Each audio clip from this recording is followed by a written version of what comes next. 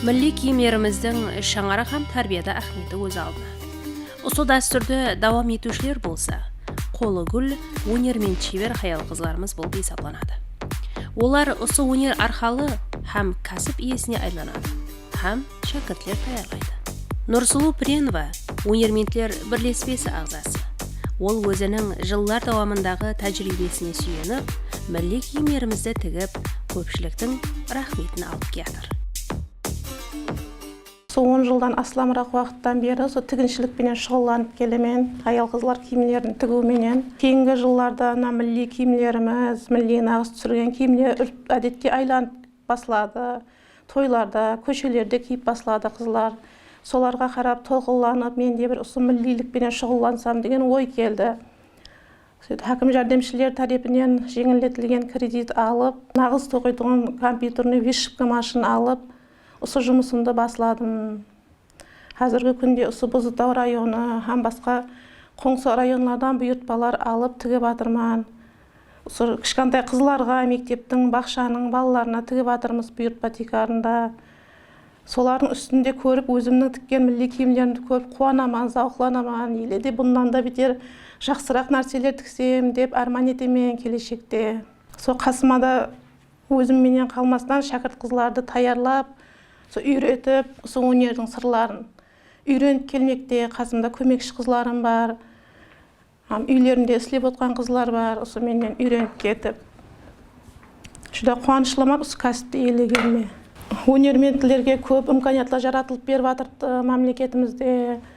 Іслемен, өзін көрсетемен деген адам болса, барлық имканиятлар жаратылған. Өнермен бірлеспесіне ағзаман өзім көп жылдардан берлі.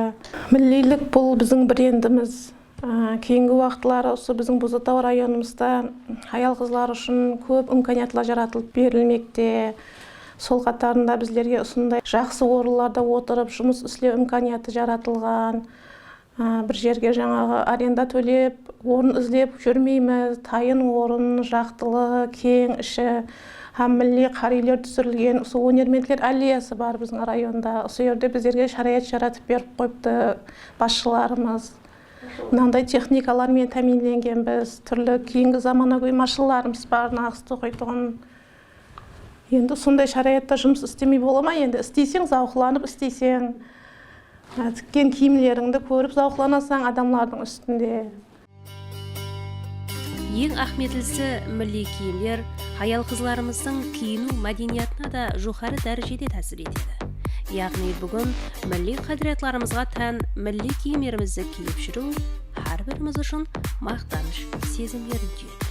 Лекін оларды дұрыс тігу, нағызлар үйлесімділігін, жайласу тәртібін, реңлеріндегі жақындықты, жарасымлығын бірлестіруде қате болмау керек дейді замандасымыз.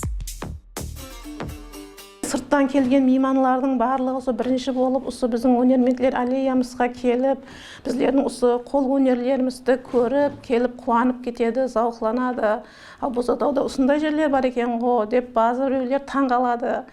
Біздер қуанамыз олардың қуанғанын көріп. Неге мысал үшін мына қолымдағы тігіп атырған жеңсізме қос мүйіз нағыз түсірілген, бұл Қарақалпақтың хақиқи нағысы деп айтуға болады. Себебі басқа миллетлерде еш бұған ұқсасам нағыз жоқ, бұндайым нағыз жоқ та. Басқа миллетлердің өзбек, қазақ миллетлерінің нағызларыменен араластыруға болмайды. Тек өзі Қарақалпақтың millилігін көрсетіп тұратын нағыз. Және біздерде 8 мүйіз деген нағыз бар, гүл нағыз деген нағызларымыз бар. Оларды өзінің жолыменен, тәртібіменен тігілу керек. Өнермендерге қойылған талаптарым бар. Мен өнермендпен, мен нағыз тігемен деп, маған сұлу шықса болды екен деп араластырып тіге беруге де болмайды. Нағызтам өзінің жауапкершілігі болады.